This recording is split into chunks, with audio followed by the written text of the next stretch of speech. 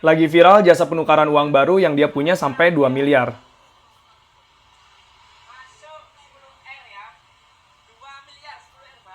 Pertanyaannya sederhana, dari mana dia bisa dapat uang itu? Karena saya sendiri waktu kemarin nuker ke bank, itu ada kuotanya dan jumlahnya terbatas. Jadi kalau misalkan kuotanya udah habis, ya udah nggak akan dapat uang baru. Kalaupun nuker ke Bank Indonesia, itu pun juga ada kuotanya dan sangat-sangat terbatas. Bahkan saya cek beberapa komen, itu ada yang bilang kehabisan ya. Termasuk juga kalau misalkan nasabah Premier minta uang baru, itu pun juga sama, ada kuotanya. Tapi di satu sisi ada orang yang bisa mendapatkan jumlah uang baru melebihi dari kuota-kuota yang biasa dikasih ke orang.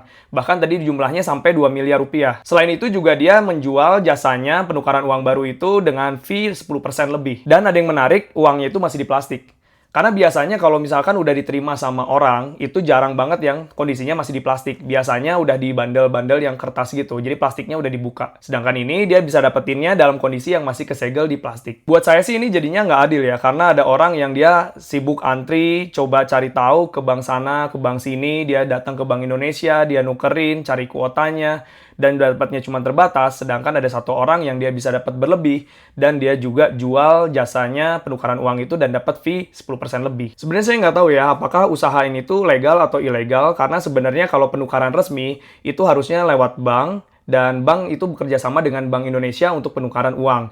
Dan di situ tidak ada pungutan biaya sepeser pun. Sebetulnya kalau misalkan mau ngecek sumber uangnya itu dari mana, bisa ngelihat dari nomor serinya ya. Biasanya itu ada trackingnya, nomor seri ini tuh distribusinya kemana. Nah, dari situlah bisa dicek uang ini tuh sumbernya dari mana. Gimana pendapat kalian? Tulis di komen.